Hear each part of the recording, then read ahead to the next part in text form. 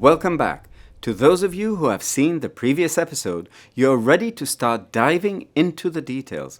For those of you who are joining now, I am Eitan Sofer from Checkpoint's Technical Marketing Engineering team, and these videos are about AI Assist. Let's continue.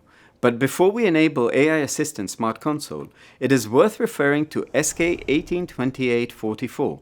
It will show you how to enable AI Assist in Smart Console, and you will find all the information we will go over in this video and then some.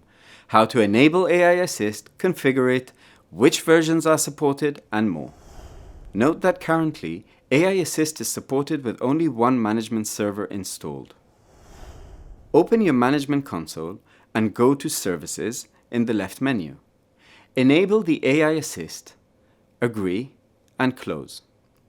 To open AI Assist, please click on the AI Assist button on the top right side and a new window will be opened.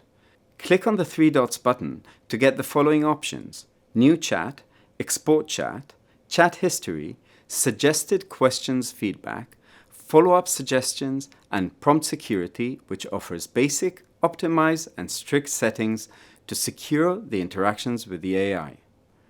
There is also an extensive question library you can explore for detailed answers on known issues and actions.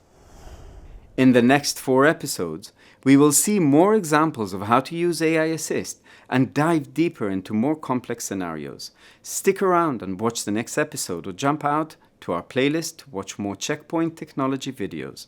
Thank you for watching and see you soon.